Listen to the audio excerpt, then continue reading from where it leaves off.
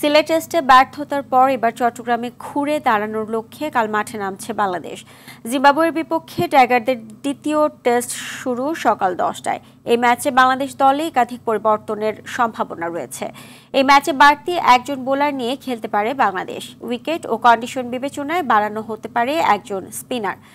সাগরিকায় রোববার সকালে অনুশীলন করেন টাইগাররা। এদিকে সিলেটের ব্যর্থতা ভুলে জিম্বাবুয়ের বিপক্ষে চট্টগ্রামে দারুণ কিছু করতে মরিয়া বাংলাদেশ দল। ক্রিকেটাররা নিজেদের সেরাটা দিতে প্রস্তুত বলে জানিয়েছেন টাইগারদের head coach.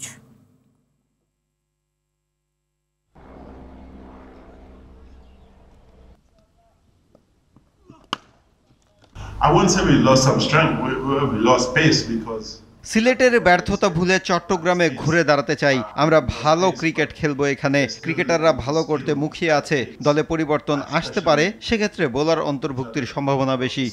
It's always been a slower weekend than usual. So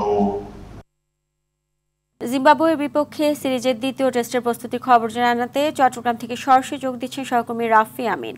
Rafi, Chittagong test ঘিরে বাংলাদেশ টিমের পরিকল্পনাগুলো কি এবং ঘুরে দাঁড়ানোর প্রস্তুতি সম্পর্কে কি বললেন কোচ?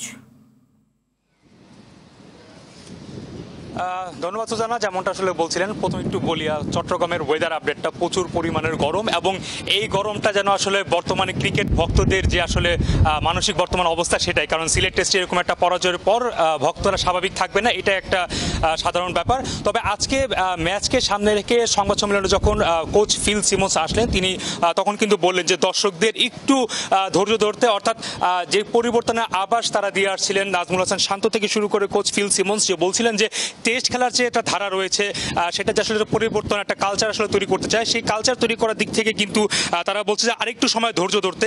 এরকম একটা ম্যাচ হারের পরও তারা বলছে যে আরেকটু সময় নেই, এবং পজিটিভ একটা কিছু তারা চট্টগ্রাম ম্যাচে দিবে, এমনটাও কিন্তু কোচ ফিল সিমন্স। উইকেট নিয়ে এই যে উইকেটটা সাগরিকার উইকেট নিয়ে যেগুলো বলা হয়, শুরু থেকে বলা হচ্ছিল যে সাগরিকার উইকেট হয়তোবা স্পোর্টিং উইকেটই হবে, এবং এই স্পোর্টিং উইকেটে আসলে যেমনটা আসলে আমরা সিলেটে দেখেছি যে সিলেটের বলাররা দারুণ একটা দাপট দেখিয়েছে। বিশেষ করে বলতে হয় জিম্বাবুয়ের যে বলাররা অবশ্যই তাদের দাপটের ব্যাপারটা ম্যাচের পার্থক্য করে দিয়েছে। সেক্ষেত্রে আসলে বলে রাখতে পারি যে চট্টগ্রামের এই ম্যাচে বাংলাদেশের কোচ কিন্তু বলেছেন 5 জন বলার নিয়ে আসলে খেলার সম্ভাবনার একটা ইঙ্গিত তিনি দিয়েছেন। সেখানে 2 জন পেসার, 3 জন স্পিনার হতে পারে, কিংবা 3 জন স্পিনার 2 জন পেসার হতে পারেন। সবকিছু নিয়ে বলতে হয় যে অবশ্যই চট্টগ্রাম টেস্টে ভালো কিছু একটা প্রত্যাশা কোচ দিয়েছেন, এবং এই ম্যাচটাতে বাংলাদেশের শুধুমাত্র জয় নয়, লজ্জা এড়ানো, হোয়াইট ওয়াশের যে লজ্জা রয়েছে জিম্বাবুয়ের বিপক্ষে, সেই লজ্জা এড়ানোর লড়াই বাংলাদেশ ভালো কিছু করবে, এবং টেস্টের যে কালচার তথাকথিত বাংলাদেশ খেলে আসছে সেখান থেকে আসলে সরে আসার চেষ্টা করবে, এবং দারুণ একটা জয় উপহার দিবে। সুজানা, চট্টগ্রামের সাগরিকা থেকে এই ছিল আমার কাছে সর্বশেষ। ধন্যবাদ আপনাকে।